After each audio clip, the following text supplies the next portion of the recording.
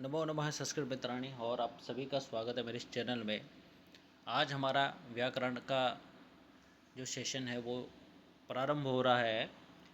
हमने क्लास रखी थी, जो टाइम रखा था 4 बजे का, उसके अनुसार ही ये क्लास हो रही है। थोड़ा सा लेट हो गया है थोड़ा टाइम का, क्योंकि आप देख सकते हैं कि गर्मी बहुत पड़ रही है और उसके कारण कुछ न कुछ समस्याएं आ जाती हैं।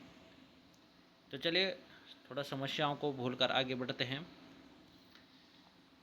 इस क्लास को आगे बढ़ाते हैं। जो नए जुड़े हैं कृपया करके चैनल को लाइक सब्सक्राइब और कमेंट जरूर कीजिएगा कि मेरे आने वाली वीडियो आप तक पहुंच सके। व्याकरण के संदर्भ में संधि शब्द का अर्थ है वर्णक विकार। ठीक है, याद रखिएगा कि संधि का मतलब क्या होता है, वर्ण विकार होता है। कि संधि शब्द का अर्थ है वर्ण विकार, यह वर्ण विधि है। ठीक है, कभी प्रश्न पूछा जाए कि इसको क्या कहते हैं, ठीक है, जो संधि होती है वो किस विधि के अंतर्गत आती है, तो वर्ण विधि के अंतर्गत आती है। दो या पदों या एक ही पद में दो वर्णों के परस्पर व्यवधान रहित सामीप्य अर्थात संहिता में जो वर्ण विकार परिवर्तन होता है उसे संधि कहते हैं। ठीक है, क्या कहते हैं, संधि कहते हैं कि वर्ण विकार या परिवर्तन होता है उसे संधि कहते हैं।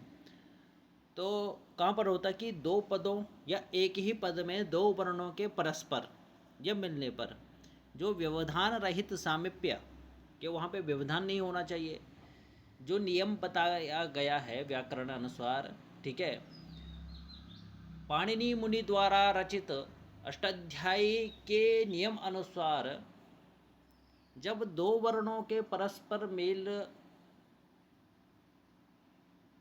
में कुछ परिवर्तन आता है, विकार आता है, और वहाँ पे वर्ण का व्यवधान नहीं होना चाहिए, इस प्रकार की जहाँ पे संहिता होती है।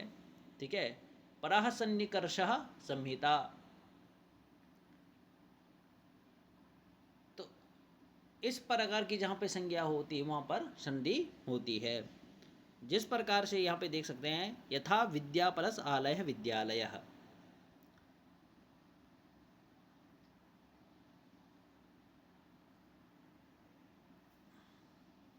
यहाँ पर विद्य प्लस आ प्लस लय में आ प्लस आ की अत्यंत समीपता के कारण दो दीर्घ वर्णों के स्थान पर एक आवर्ण रूप दीर्घ एकादेश हो गया है। संधि के मुख्यतया तीन भेद होते हैं, मुख्यतया बताया है। यदि हम इसको दूसरे रूप में देखें तो संधि के व्याकरण हिसाब से 5 भेद होते हैं, लेकिन प्रमुख रूप से 3 भेद होते हैं। स्वर संधि, जिसको हम अच संधि भी कहते हैं,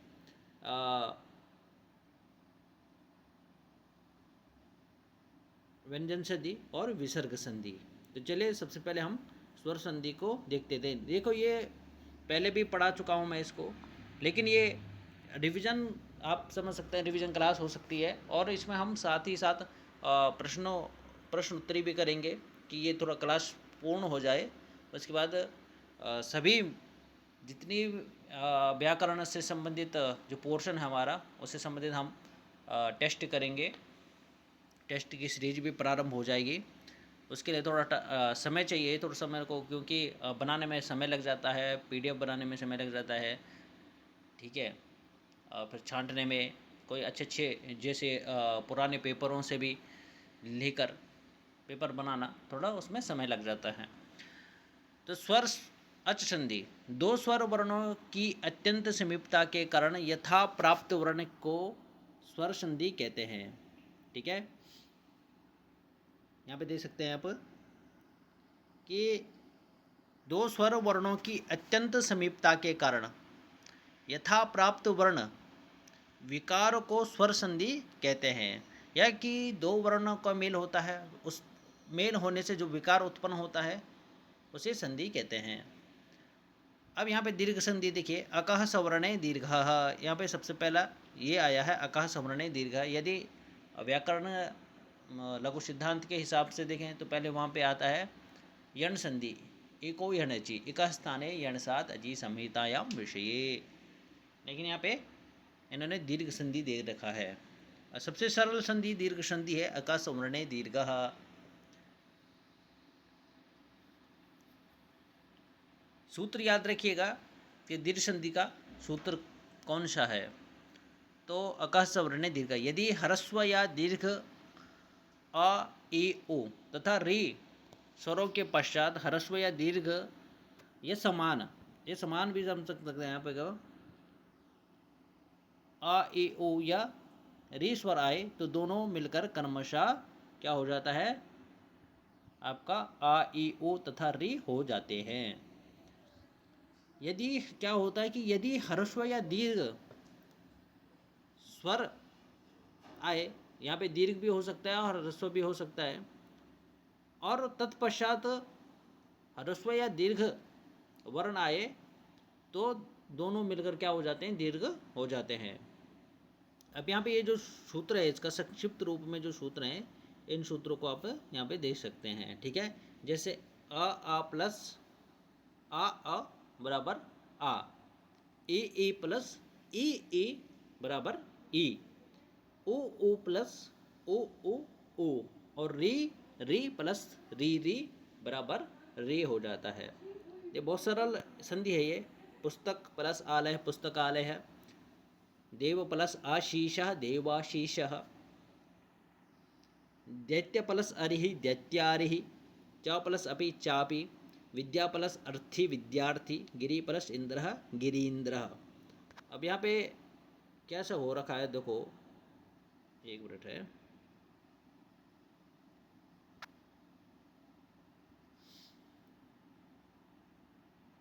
गिरि प्लस इंद्र ये दे रखा है। अब हमको क्या करना है, इसमें संधि करनी है, अलग अलग वर्ण है, तो हम क्या करेंगे, यहाँ पे ए प्लस ई ले लेंगे। ठीक है, यहाँ पे क्या बनेगा, गिर प्लस, क्योंकि ई हमने बाहर निकाल दिया, रो में जो स्थित रो में जो ई है उसको हमने बाहर ला गए हैं हम। अब यहाँ पे देख सकते हैं ई यहाँ पे आ गया है और इंद्र का ई यहाँ पे आ गया। अब दोनों मिलकर ये क्या हो जाएगा, दीर्घ ई हो जाता है। तो अब क्या हो जाएगा, गिरीन्द्रः। ठीक है, ये भी हट जाएगा, ये दोनों हट जाएंगे, तो यहाँ पे क्या आ जाएगा, दीर्घ आ जाएगा, और द्र ये हो गया तो गिर। अब ये ई जो है ये ई इसमें मिल जाएगा, तो गिरी और द्रह, इस प्रकार से गिरीन्द्रः हो जाएगा।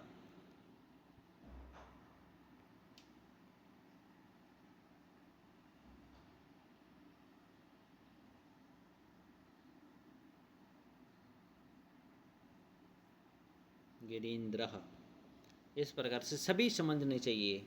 अब जो नियम बताया है वही नियम सब पर लागू होगा। कपि प्लस ईशा कपीशः, मही प्लस ईशा महिषः, नदी प्लस ईशा नदीशः, लक्ष्मी प्लस ईश्वरः लक्ष्मीश्वरः, सु प्लस उक्तिः सूक्तिः, भानु प्लस उदयः भानुदयः, पितृ प्लस ऋणम पितृणम। ठीक है,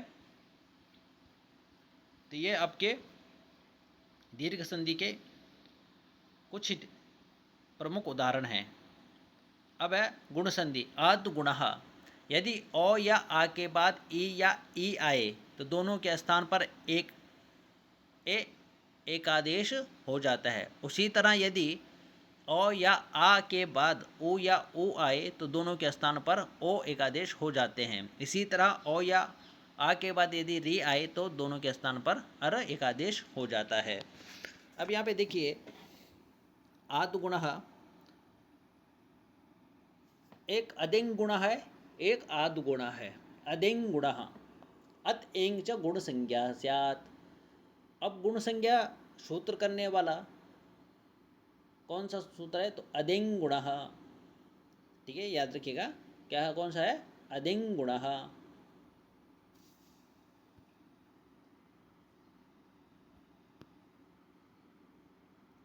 अदिंग गुण, ठीक है, अदिंग गुण, अदिंग गुण अत एंग च गुण संज्ञा स्यात्। अब यहाँ पे क्या है, एंग प्रत्याहार, ए आई ओ औ, ए आई ओ औ। अब यदि हम प्रत्याहार देखेंगे तो अ ई उण, री री, ए ओ, ए ओ, इस प्रकार से। अब ए ओ इस किस में आता है? एंग प्रत्याहार में, एंग, क्योंकि ए और ओ भी आता है, ठीक है। तो इस कारण से यहाँ पे नियम कह रहा है कि यदि अ या आ के बाद ई या ई आई तो ए हो जाएगा, और ऊ, इस प्रकार से आप इस ऐसे कर सकते हैं, ओ प्लस ओ आ, ठीक है, बराबर ई, और ई बराबर क्या आएगा? ए, और यहाँ पे ओ प्लस ओ आएगा, तो बराबर क्या हो जाएगा? ओ हो जाएगा, ठीक है। इसी प्रकार से ऐसा ही होगा, री आए, ठीक है, री आए तो क्या हो जाएगा? बराबर अर हो जाएगा। अब उदाहरण देख लीजिए इसका है, उप प्लस इंद्र उपेंद्र, ठीक है, उप प्लस इंद्र उपेंद्र, देव प्लस इंद्र देवेंद्र, क्या है? देव है प्लस इंद्र है। अब यहाँ पे क्या है? यहाँ पे ये अ है और ठीक उसके सामने ई है, तो अ ई बराबर क्या हो जाएगा? ए हो जाएगा, और मिलकर क्या हो जाएगा? देवेंद्र हो जाएगा। महा प्लस ईशः, महा प्लस ईशः है। अब यहाँ पे आ ले लीजिए, महा का आ ले लीजिए, प्लस ईश का ई ले लीजिए, बराबर क्या हो जाएगा? ए हो जाएगा। तो क्या हो जाएगा? महेशा, महा प्लस ईशा महेशः हो जाएगा। नर प्लस ईशः नरेशः, सुर प्लस ईशः सुरेशः,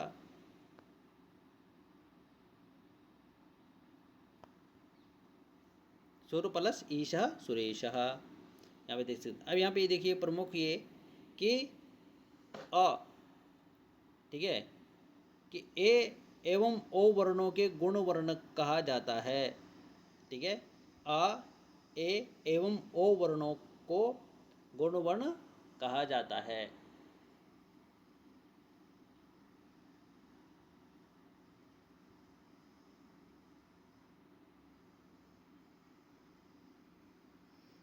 लता प्लस इव लतेव, गंगा प्लस इति गंगेति, गंगा प्लस इति गंगेति हो जाएगा।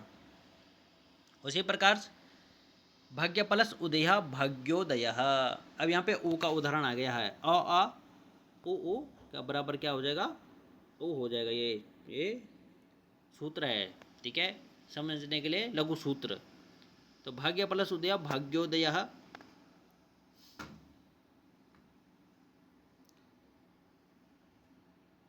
सूर्य प्लस उदय सूर्योदय,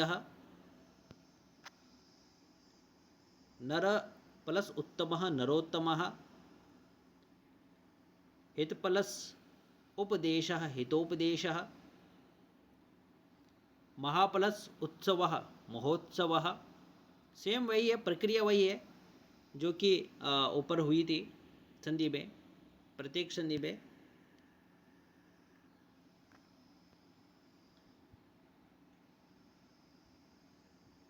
यथा प्लस उचितम यथोचितम, किस प्रकार से होगा?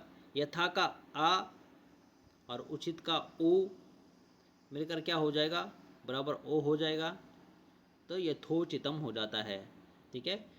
इन दोनों के ही जगह में क्या हो जाता है? ओ हो जाता है, ओ। देखो यहाँ पे क्या हो गया? यथा है, यहाँ पे देखिए इसमें यथा है और उचितम में ओ है। जब हम दूसरा इसको परिवर्तन करेंगे, दोनों वर्णों में परिवर्तन होता है तो ओ आ जाता है, ठीक है। तो ये क्या बन जाता है? यथ प्लस ओ आ गया, दोनों वर्णों के मेल से विकार ओ आया, परिवर्तन आ गया। विकार मतलब परिवर्तन, तो आ और प्लस ओ ये दो वर्ण मिले, विकार आया, क्या हुआ? ओ आया, और चितम, ये तो पहले से ही था, ये तो पहले से था ना, दो वर्ण तो आ प्लस ओ हैं, इन्हीं का क्या हुआ? इन्हीं में विकार आया, इसलिए ओ। और यथोचितम, और क्यों आया? इसका बहुत बड़ा नियम है, ठीक है, और उच्चारण स्थान देखने पड़ते हैं, ठीक है। दो तीन नियम होते हैं, उन नियमों के अनुसार ही क्या होते हैं, आपकी संधि होती है। पहले तो परः सन्निकर्षः समिता, समिता संधि होनी चाहिए, समिता संज्ञा होगी वहाँ पे, तभी संधि होगी। फिर उच्चारण स्थान देखना चाहिए, ठीक है।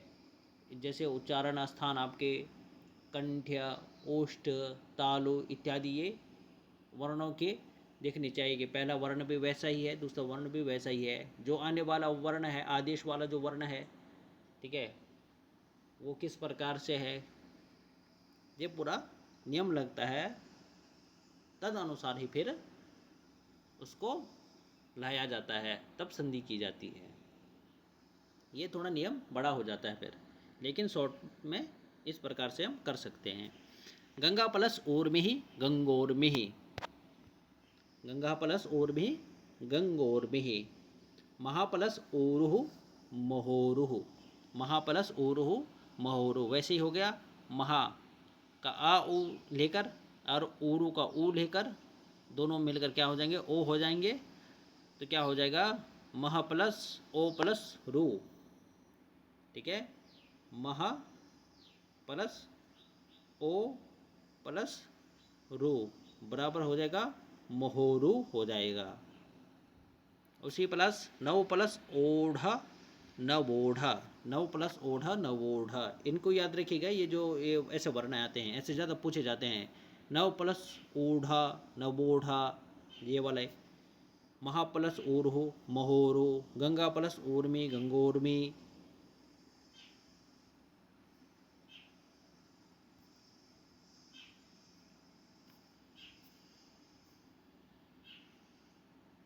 ओ आ और री अर हो जाते हैं। देव प्लस ऋषि देवर्षि, ग्रीष्म प्लस ऋतु ग्रीष्म ऋतु, ठीक है। देव प्लस ऋषि देवर्षि, ग्रीष्म ऋतु ग्रीष्म ऋतु,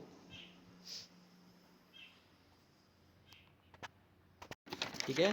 तो देव प्लस ऋषि देवर्षि ग्रीष्म प्लस ग्रीष्म ऋतु, ठीक है। इसको भी एक बार कर देते हैं। नियम याद रखिएगा, अ आ प्लस री क्या हो जाएगा, आपका अर हो जाएगा। अब देव प्लस ऋषि में देवर्षि, ये आया कैसे, री की जगह में क्या हो गया, अ और री की जगह में अर हो जाता है। तो देव प्लस शी ऐसा था, ठीक है, शी, देव प्लस शी। अब इसमें मध्य में क्या आ जाएगा, अर आ जाएगा। अब इनको एक साथ मिला लो, तो देव, देव में आ यहाँ पे आ जाएगा, देव पूर्ण हो जाएगा, तो क्या हो जाएगा देव, और र ये शौ में मिल जाएगा, तो क्या हो जाएगा देवर्षि। इस प्रकार से देवर्षि बनेगा। इसी प्रकार से आप अन्य भी समझिए। ग्रीष्म प्लस ऋतु ग्रीष्म ऋतु, वर्षा प्लस ऋतु वर्ष ऋतु वर्ष ऋतु, ठीक है। ये अर्क का है। एक और नियम आता है इसमें, ये इसमें दिया नहीं है, यहीं पे आपको बता देता हूँ।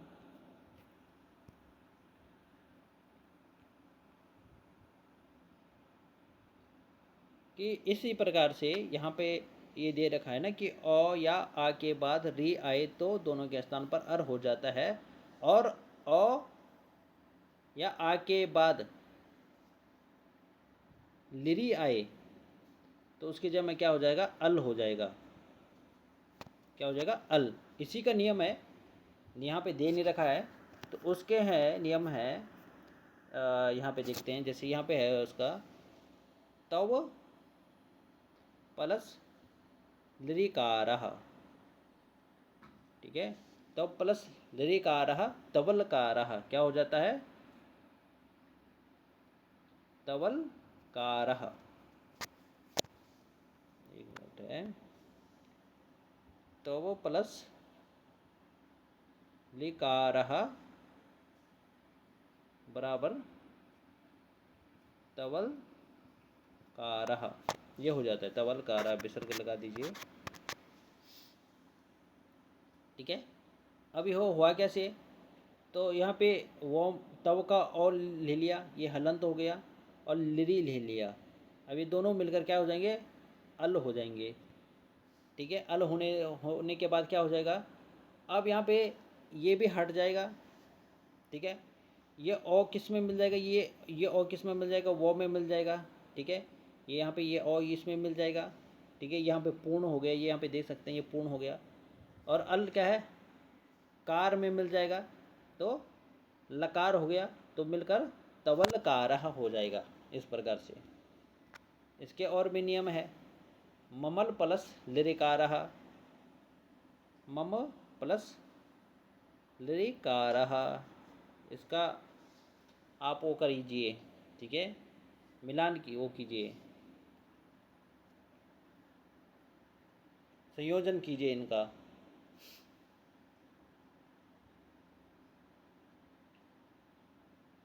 यहाँ पे संधि कीजिए आप। ठीक है, और इसमें आप संधि विच्छेद कीजिए।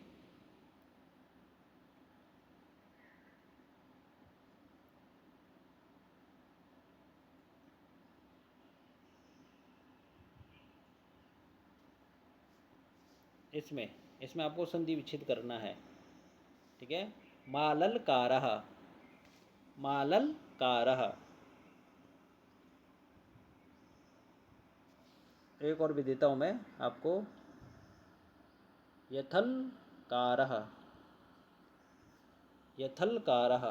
ठीक है, यथल कारह, और ये सदल वर्णः, सदल वर्णः, सदल वर्णः, ये आपके लिए क्या है,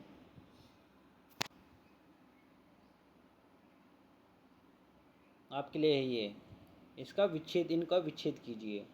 इसमें आपको संधि करनी है और इन तीनों में संधि विच्छेद करना है। कमेंट करके ज़रूर बताइएगा। ठीक है, जिसका सही होता है मैं कमेंट का जवाब अवश्य देता हूँ। ठीक है, और जो नए जुड़े हैं कृपया करके चैनल को सब्सक्राइब ज़रूर कीजिएगा, और टेलीग्राम संकल्प पूर्ति में जुड़ सकते हैं आप। ठीक है, संकल्प पूर्ति टेलीग्राम चैनल भी है, इसी चैनल का नाम भी, टेलीग्राम चैनल का नाम है संकल्प पूर्ति में। उसमें आपको सभी प्रकार के नोट्स मिलते हैं, जो भी हम पढ़ाते हैं उसके बाद उसके नोट्स आपको मिल जाते हैं। ठीक है, कोई चार्ज नहीं है, सब फ्री है। बहुत सारे सोचते होंगे कि चार्ज होता होगा, लेकिन चार्ज नहीं है, फ्री है। अभी आप फ्री में जुड़कर आप पढ़ सकते हैं। आगे यदि भविष्य में नेट इत्यादि की तैयारी कराएंगे तो उसमें हो सकता है चार्ज ले पाएंगे, लेकिन अभी प्रवक्ता के लिए कोई चार्ज नहीं है। जो भी अन्य परीक्षाएं हैं उनके लिए कोई चार्ज नहीं है।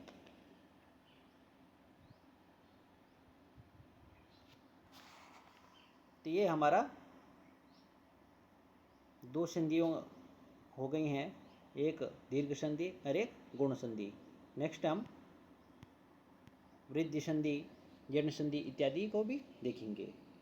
आज की वीडियो को, आज की कक्षा को यहीं पे समाप्त करते हैं। धन्यवाद। इसका अभ्यास ज़रूर कीजिएगा, क्योंकि फिर जब इसका टेस्ट होगा, ठीक है, परीक्षा होगी व्याकरण की, तो उसमें आपके अच्छे नंबर आने चाहिए। हमने वैदिक साहित्य का एक टेस्ट लिया था, उसमें बहुत कम लोग आए थे, और मैंने कहा था कि आप टेलीग्राम में उसका अपना जो भी आंसर है कि आपने कितना आंसर सही किए, कितना आंसर गलत किए, वो मैंने कहा था। किसी ने भी मैसेज नहीं किया है कि आपके कितने सही हुए हैं। हमने टोटल 50 प्रश्न थे, उसमें 50 प्रश्न थे। उन जो प्रश्नों को में हमने टेस्ट लिया था, और 50 प्रश्न और बचे हुए हैं जिसे हमने आगे करना है। उसकी भी जल्दी क्लास हो जाएगी 50 प्रश्नों की।